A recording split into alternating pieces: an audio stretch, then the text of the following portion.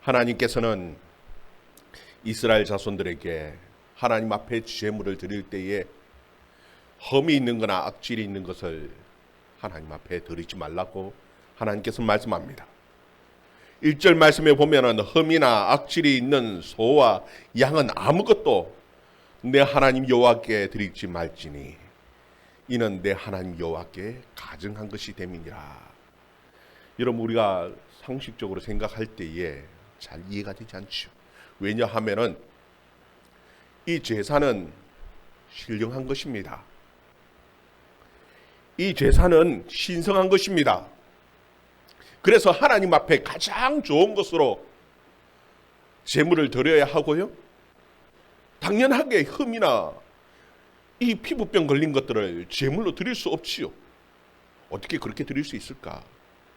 여러분, 원론적으로 볼 때는 지극히 당연한 겁니다. 맞는 거예요. 그런데 실질적인 현실에 들어가면은 언제든지 우리의 마음 변할 수 있는 것들입니다. 여러분, 하나님 앞에 드리는 그 제사라는 것은요, 그 짐승을 온전하게 죽여서 다 태워버리는 겁니다. 남기지 않고 다 태워버리는 거예요. 그런데 제사를 드릴 때에 제사장이 안수하고 짐승을 잡아서 태워서 드리는 데에 일일이 다 흠이 있나 피부병이 있나 꼼꼼하게 다 살피고, 사실 그렇지가 않거든.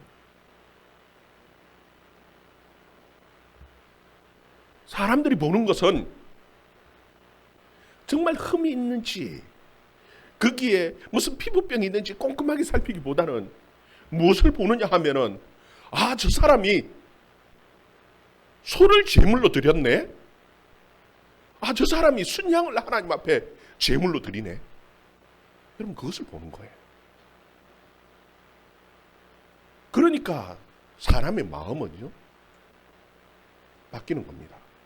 어차피 태워서 다 그냥 없어질 것인데, 사람들이 보는 것은 소를 드렸느냐 양을 드렸느냐이지 흠이 있느냐, 거기에 악질 같은 피부병이 있느냐, 그것을 보지 않는다라는 겁니다.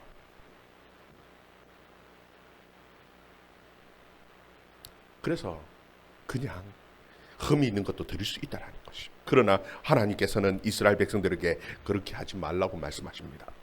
왜냐하면은 하나님께서는 보시는 하나님이시라는 겁니다. 이스라엘 백성들의 생활을 지배하는 가장 중요한 삶의 원리가 무엇이냐 하면은, 여호와 하나님께서는 보시는 하나님이시고 우리는 그 하나님의 그 눈 앞에서, 하나님 앞에서 살아가는 존재라는 것입니다. 여러분, 사람들은 볼 때 하나님은 눈에 보이지 않고 사람들만 눈에 보이기 때문에 사람의 눈만 의식합니다. 그래서 어떻게든지 사람에게 인정받고 사람에게 칭찬받는 것이 좋으니까 흠이 좀 있더라도 소를 드리고 양을 드리는 것이, 이것이 최고의 제물을 드리는 것처럼 그렇게 보일지 모르지만, 하나님께서는 그 양의 소의 흠도 보시고 그것을 드리는 그 사람의 마음 중심을 보시는 하나님이시라는 거예요. 여러분,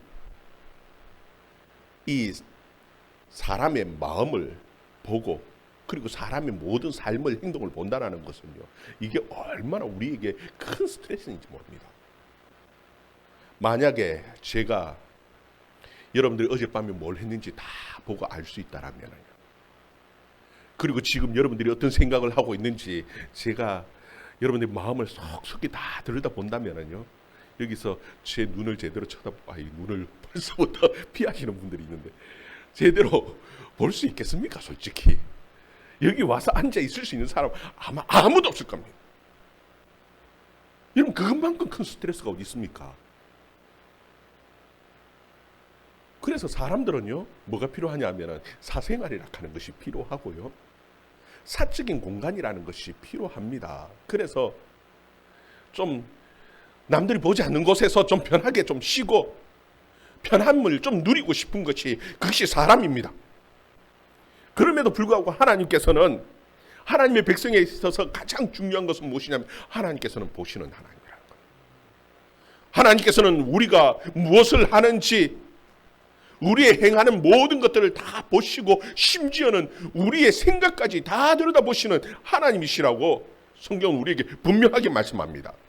여러분 시편 기자는 시편 139편 2절에 이런 말씀을 합니다. 주께서 나의 앉고 일어섬을 아시며 멀리서도 나의 생각을 통촉하시오며 그렇게 말씀합니다.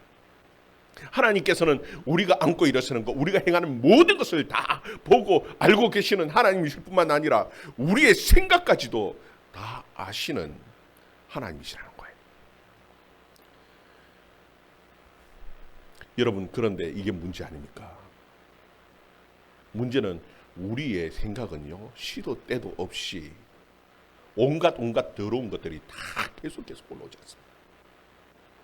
순간순간 온갖 음란한 생각들이 다 올라오고 온갖 분노들이 다 우리 마음을 차지하고 있고요. 미워하는 감정, 온갖 참 말할 수 없는 더러운 것들이 계속해서 끊임없이 올라오는 것이 우리의 마음이라는 것입니다. 여러분, 그러면 어떻게 해야 합니까? 하나님은 우리의 마음까지도 다 보시고 생각하시는 하나님이신데, 그래서 사람들은요, 두 가지 방법을 하는 겁니다. 하나는 하나님이 눈에 보이지 않으니까 하나님을 무시하고 하나님을 생각하지 않고 그리고 사는 겁니다. 물론 그 마음 편하지요, 그렇게 살면은. 그리고 또 하나의 방법은 무엇이냐 하면은 우리 속에서 계속 끊임없이 이 죄의 생각들, 온갖 더러운 것들이 올라오기 때문에 하나님 앞에서 하나님이 보고 계시니까 이 더러운 것을 치우려고 하는 겁니다. 하나님 앞에 회개하고요, 하나님 앞에 자복하고 하나님 앞에 그 모든 더러운 것들을 없애려고 노력할 때에 하나님께서는 우리의 그 마음을 보시고 더 기뻐하시고 더 치워주시고. 여러분, 이스라엘 백성들 가운데 아무리 거룩하게 사는 사람, 아무리 거룩한 하나님의 백성이라고 해도 이런 유혹이 있지 않을 수가 없습니다. 하나님 앞에 흠 있는 거 이거 그냥 드리고 싶은 마음, 좀 이 부족하고 좀 못난 그 피부병 좀 있고 흠이 있어도 그냥 이거 누가 알겠어, 그리고 드리고 싶은 생각이 왜 안 들겠습니까? 그런 생각이 일어나는 것이 그게 정상이라는 겁니다. 그럼에도 불구하고 하나님께서 나를 보고 계시기 때문에, 하나님께서 내 마음을 아시기 때문에 그걸 마음을 바꾸고 그 생각을 바꾸고 내 삶을 바꾸고 하나님 앞에 회개하고 다시 좋은 것을 최고의 것으로 하나님 앞에 드리는 이것을 하나님께서는 보시고요, 하나님께서 우리에게 한없는 복을 주시고 우리의 삶 전체를 거룩하게 만들어 주시는 것이에요. 여러분, 그런 우리의 마음들이 바뀌어지는, 사실 이 조석 간의 마음이 바뀌는 거, 이게 사실 큰 은혜입니다. 그냥 두면 우리는 악한 것들이 계속 올라와요. 그런데 이 바뀌어지는 그 하나님의 은혜가 우리 가운데 늘 있기를 주의 이름으로 축원합니다. 그런데 하나님께서는 왜 그러면은 우리의 일어나고 앉고 서는 것들을 다 아시고 우리의 생각까지 보시는 하나님이시라고 그렇게 강조하시고 말씀하시는 것일까요? 여러분, 이게 사실 그런 거지요. 그리고 여러분, 이게 하나님께서 보고 계신다 하는 것을 우리가 인지하고 살아가는 것이 이게 우리의 삶에 얼마나 중요하냐 하면요, 여러분, 그냥 모르고 하나님께서 우리를 보고 계시는 그 하나님께서 우리의 모든 삶을 알고 보고 계시는 그 하나님이시라는 것을 인식하지 못하면 우리는 죄를 지어놓고 죄를 쌓아놓고 살아갑니다. 아무 문제 없는 것처럼 죄를 쌓고 살아가지만 그 잘못된 악한 생각들, 잘못된 행동들이 우리의 마음을 썩게 만들고요, 우리의 영혼을 병들게 만드는 거예요. 그래서 우리가 늘 하나님 앞에, 하나님 보는 그 하나님 눈앞에 있다라는 것을 여러분 인식하며 살아가는 것이요, 이게 너무 중요해요. 여러분, 그러면은 또 목사님, 우리에게는 사적인 생활이 없지 않습니까? 사적인 공간에서 좀 편안하게 좀 그렇게 지내야 되는데 계속 누군가가 보고 있다라고 생각하고 하면은 이 우울증이 오고 우리의 마음이 너무너무 힘들고 불편하게 살아가는 것 아닙니까? 여러분 절대 그렇지 않습니다. 불평하고 정신병 걸릴 것 같지만 실제로 그렇지 않은 것이요. 여러분 우리가 하나님을 의식하고 살아갈 때에 우리는 놀라울 정도로 거룩해지고요. 우리 스스로를 존귀하게 만듭니다. 그리고 가장 중요한 것은 우리가 하나님 앞에 담대하고요. 다른 사람들 앞에서 당당하게 살아갈 수 있는 그 삶의 능력, 힘을 얻는 겁니다. 그래서 사실 우리의 정신적으로, 영적으로 사실 더 건강해지는 것이 정말 하나님 앞에 우리 늘 우리 자신이 서 있음을 인식하고 하나님 앞에 거룩하게 살아갈 수 있는 저와 여러분의 삶이 되어줄 수 있기를 주의 이름으로 축원합니다. 하나님께서는 진리의 문제에 대해서 타협하지 않고 우리 인간과의 관계 속에서는요 어떨지 모르지만 그래도 좀 융통성을 하나님께서 말씀하시지만 이 진리의 문제만큼은 타협하지 않는 하나님의 모습이 성경에 기록되어져 있어요. 우리 2절에서 5절 말씀 같이 한번 또 읽어봅니다. 2절에서 5절 말씀 같이 읽습니다. 시작. 내 하나님 여호와께서 내게 주시는 어느 성중에서든지 너희 가운데 어떤 남자나 여자가 내 하나님 여호와의 목전에 악을 행하여 그 언약을 어기고 가서 다른 신을 섬겨 그것에게 절하며 내가 명령하지 아니한 일을 성신에게 정하자 그것이 내게 알려짐으로 내가 듣거든 자세히 조사해 볼지니 만일 그 일과 말이 확실하여 이스라엘 중에 이런 가증한 일을 행함이 있으면 너는 그 행한 남자나 여자를 내 성문으로 끌어내고 그 남자나 여자를 돌로 쳐 죽이되. 아멘. 여러분 여기 보면 이스라엘의 너무나 살벌한 분위기가 기록되어져 있죠. 하나님께서는 만일 그 이스라엘 백성들 중에 하나님 외에 다른 신, 하늘의 해나 달이나 별을 섬기는 그런 일들이 있으면은 그 남자든 여자든 끌어다가 돌로 쳐 죽이라는 겁니다. 여러분 우리가 생각할 때 꼭 돌로 쳐 죽일 필요가 있을까? 좀 설득할 수 있지 않습니까? 너무 잔인한 요구 같습니다. 좀 다 이럴 수 있을 것 같지 않습니까?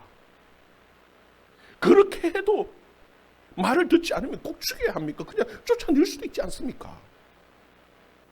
그럼에도 불구하고 하나님께서는 왜 돌로 쳐 죽이라고 하실까? 여러분 물론 오늘날에는 돌로 쳐 죽이면 안 됩니다. 큰일 납니다. 그러나 여러분 그 이스라엘 백성들의 상황들을요 우리는 눈여겨볼 필요가 있습니다. 우리가 생각할 때 누구나 어느 신이든지 섬길 수 있는 종교의 자유가 있다고 생각하죠. 여러분 그런데 성경에서 얘기하는 이 종교의 자유는 어느 누구나 다른 아무 신을 섬길 수 있는 그런 종교의 자유를 말하지 않습니다. 하나님을 마음껏 섬길 수 있는 이 종교의 자유에 대한 그 말씀을 성경에서 얘기하고 있는 거예요. 여러분 이 이스라엘 백성들은 애굽의 노예였습니다. 그들에게는 어떠한 자유도 있지를 않았습니다. 심지어 그들은 자신이 낳은 자식까지요 자기 손으로 이 남자아이면은 나일강에 가서 죽여버려야 하는 거예요. 이것이 이스라엘 백성들이었고요. 아무리 뜨거운 그 태양 안에 더운 날씨에도요 그들은 나가서 벽돌을 구워야 하고 그들은 성을 쌓아야 하던 것이 그것이 그들의 인생이었습니다. 근데 그들이 그 노예 생활하던 그 애굽에서 나올 때에 그들이 출애굽한 가장 중요한 이유와 목적이 무엇이었냐 하면요 그들이 편안하게 마음껏 잘 누리고 행복하게 살자 이거 아니었습니다. 여러분 출애굽기를 보시기를 바랍니다. 모세가 바로에게 가서 당당하게 요구하는 것이 무엇이냐면은 우리가 우리 하나님 여호와 하나님을 예배할 수 있도록 보내달라는 겁니다.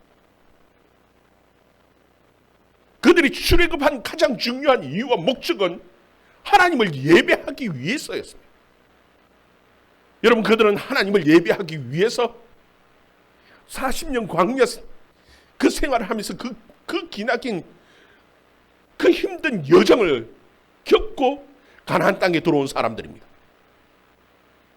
다른 것이 아니라 바로 그 하나님, 여호와 하나님, 우리 하나님 여호와 하나님을 섬기기 위해서입니다.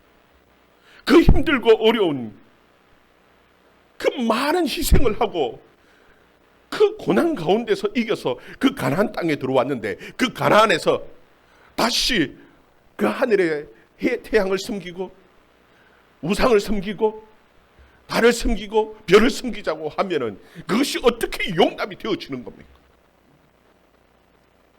그 종교의 자유를 위해서 그 힘든 그 여정을 겪어서 고난 가운데 이 어렵게 가나안 땅에 들어왔는데, 단 이유는 하나님을 섬기기 위해서인데 어떻게 용납이 되어지냐라는 거예요.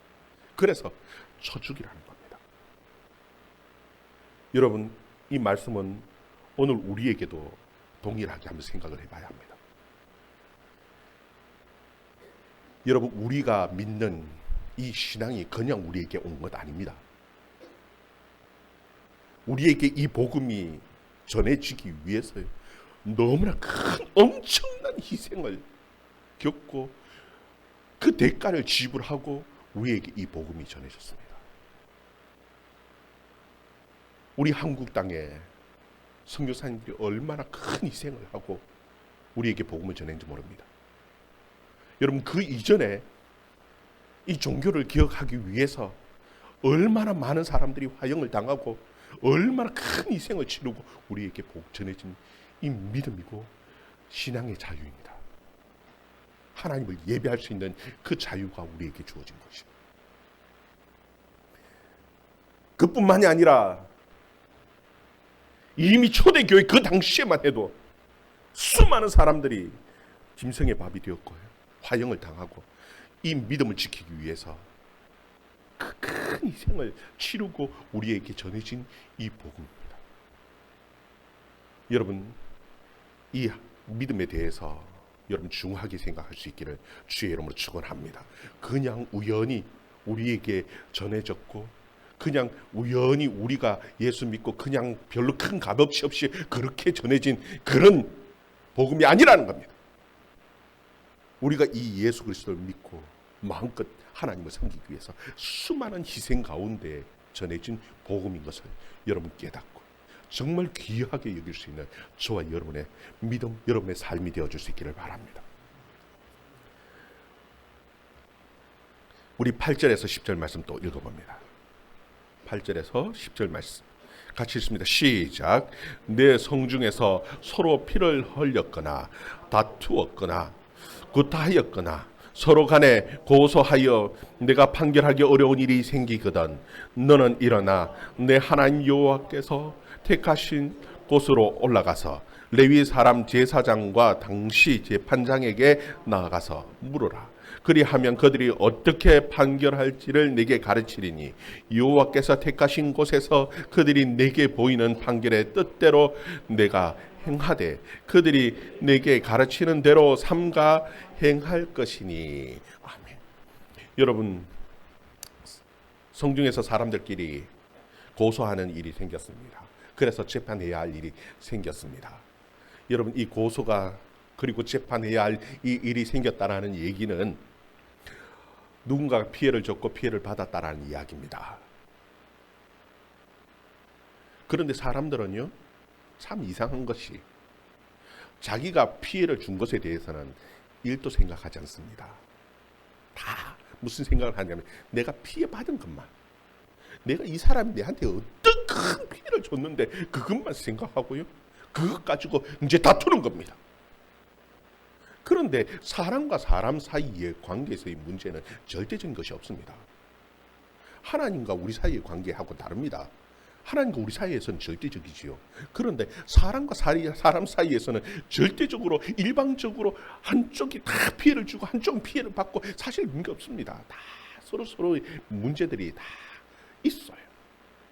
그런데 이 문제를 때로는 판결하기 굉장히 어려운 경우들이 있죠. 왜냐하면은 자기가 항상 옳다라고 생각하기 때문에 끝까지 끝까지 고집을 부리고 주장하면은요, 판결하기가 너무나 어렵습니다. 내가 옳다라고 주장하고 고집을 부리면. 그리고 또 법이라는 것은요, 사랑이라 하는 그 개념이 없습니다. 법은 정의만입니다. 공의만 생각하고 정의만 생각하지요. 법이라는 그렇습니다. 근데 물론 법이 절대적으로 정의, 공의만 딱 판결하지는 않지만 그래도 법은 그런 겁니다. 그런데 거기 보면은 그 어려운 문제가 판결하기 어려운 문제가 생기면은 성전으로 가져와서 제사장에게 하나님의 법이 어떠한지를 보고 판결해서 그대로 따라서 행하라고 성경은 우리에게 가르쳐 줍니다. 왠 줄 압니까? 여러분, 하나님의 법에는 공의가 있고요, 정의가 있고, 그리고 또 하나 가지고 있는 것이 무엇이냐면 사랑이라는 것이 가지고 있습니다. 서로의 입장에서 생각하고 받아들여지지 않으면 절대 그것이 해결되어지지 않는, 그럼에도 불구하고 하나님의 공의가 반드시 이루어져야 하는 그것이 무엇이냐면 하나님의 말씀입니다. 여러분, 하나님께서는 정의를 무시하지 않습니다. 공의를 무시하지 않습니다. 그러면서도 사랑을 온전하게 실천하신 분이 바로 하나님이십니다. 그것이 성경에 그대로 다 녹여냈습니다. 어떻게 하셨습니까? 여러분, 상대방의 입장을 알기 위해서는 상대방에게 그 상황에 가보지 않으면 알 수가 없죠. 하나님께서 우리 인간의 문제를 어떻게 압니까? 하나님께서는 하나님의 아들이 직접 인간의 몸을 입고 이 세상에 오셨습니다. 그 예수님께서는 가난의 고통도 치유하신 분이고 질병의 고통도 치유하신 분이고 우리 인간의 형편, 연약함, 모든 것을 다 아시는 분이 우리 주님이십니다. 그래서 우리를 너무나 잘 알고요, 우리 스스로 우리의 문제를 해결할 수 없는 줄 아시기 때문에 하나님께서 그 일을 해결하시기 위해서 하나님의 아들이, 죄 없으신 하나님의 아들이 십자가에 죽으심으로 하나님의 공의를 세우셨어요. 그래서 하나님의 말씀에는요, 두 가지 다 있습니다. 사랑도 있고 공의도 있고. 그 때문에 성경은 우리에게 가르쳐주는 것은 하나님의 말씀대로 판결해서 주면은 그 하나님의 말씀대로, 하나님의 법대로 받고 그 말씀에 순종하라는 겁니다. 여러분, 순종하지 않으면 어떡합니까? 하나님의 법인데, 하나님의 말씀, 하나님의 율법대로 하나님의 그 사랑과 공의를 다 만족하기 위해서 주어진 그 하나님의 법대로 그 순종하지 않고 자신의 옳다고 자신의 끝까지 고집을 부리는 사람에 대해서 하나님께서는 어떻게 하라고 말씀하시냐면 12절 13절 말씀, 12절 13절 말씀 같이 읽습니다. 시작. 사람이 만일 무법하게 행하고 내 하나님 여호와 앞에 서서 섬기는 제사장이나 재판장에게 듣지 아니하거든 그 사람을 죽여 이스라엘 중에서 악을 제하여 버리라. 그리하면 온 백성이 듣고 두려워하여 다시는 무법하게 행하지 아니하리라. 여기 보면은 무법하게 행하는 자에 대한 말씀이죠. 여기 무법하게 행한다라는 것은 다른 것이 아니라 하나님의 말씀으로 권면하는데도 불구하고 하나님의 말씀으로 그 판결에서 얘기하는데에도 불구하고 하나님의 말씀을 받아들이지 않고 자신이 끝까지 고집을 부리는 그 사람에 대해서 어떻게 해야 하느냐. 성경은 죽이라고 말씀하지요. 그런데 사실 죽일 수는 없지요. 오늘날 사실 죽이면은 이건 큰일 납니다. 그럼에도 불구하고 교회에서 해야 하는 것이 있습니다. 여러분, 교회는 권징조례라는 법이 있습니다.